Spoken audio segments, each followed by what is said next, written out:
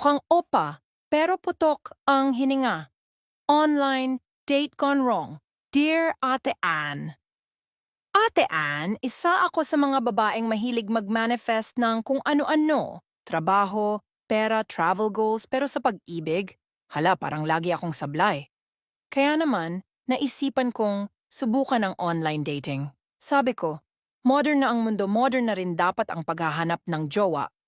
Pagka-setup ko ng account sa dating app, aba instant hit ako. Kaliwat ka ng chats mula sa mga lalaking interesado. Feeling ko parang balik high school ang dating ko pero mas social kasi online na. Tapos, ayan na si James. Grabe Ate Ann, gwapo sa picture parang K-drama opa. Sabi ko sa sarili ko, eto na talaga swak na swak. Mahilig din siya sa kape, K-drama at samgyupsal, perfect match kami. Gabi-gabi kaming nag-uusap at parang ang gaan ng loob ko sa kanya. Nakakakilig ang mga conversations namin, Ate Ann. Akala ko talagang si Mr. Right na siya. Dumating ang araw na magkikita na kami. Coffee shop ang napagkasunduan namin at grabe ang excitement ko. Todo ayos ako.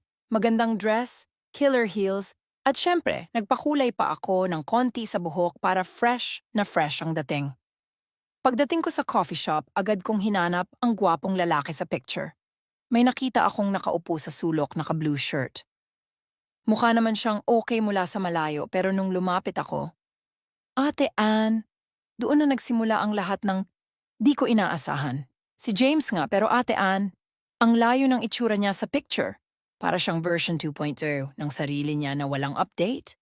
Hindi siya pangit, pero ang mukha niya parang pinagsama-samang haggard days at hindi pa yun ang pinakamalala. Pagsalubong pa lang namin, Ate Ann, malakas na agad yung naramdaman kong kakaibang aroma. Putok na putok. Yung tipong kahit ilang sprays ng pabango, hindi kaya takpan. Parang amoy na sumiksik sa damit at balat. At hindi lang yun, Ate Ann. Nang ngumiti siya, kumalat ang amoy ng kanyang hininga. Parang amoy bulok na kinain ng 3 araw, tapos tinakpan ng breath mint. Akala ko nga, napadaan ako sa basurahan ng fish market. Pilit kong tinago ang reaksyon ko, pero alam mo yung tipong naglalaban yung utak mo na wag huminga pero kailangan mong magsalita? Hirap na hirap ako, Ate Ann. Wala na akong takas. Siyempre, nakaupo na ako at nagsimula na kaming mag-usap. Sa kabila ng amoy, pinilit kong makipagkwentuhan ng maayos. Pero habang tumatagal, hindi na ako makafocus sa sinasabi niya. Yung amoy kasi, Ate Ann, parang mas tumitindi habang nagsasalita siya.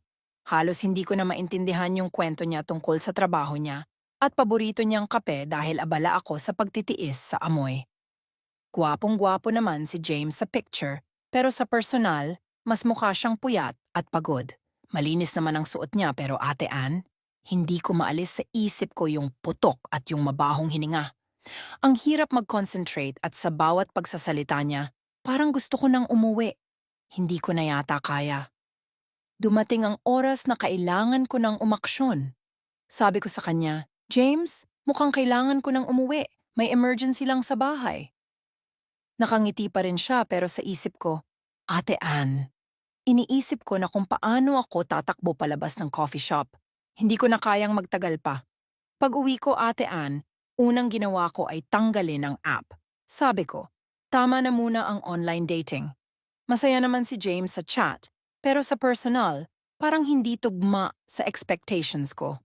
At hindi ko talaga malilimutan ang amoy. Ngayon, nagdesisyon akong hayaan na lang muna si Destiny ang maghanap ng jowa para sa akin. At para sa mga naghahanap pa ng the one, payo ko lang. Huwag masyadong magtiwala sa mga picture. At sana magdala na rin kayo ng face mask sa susunod na date.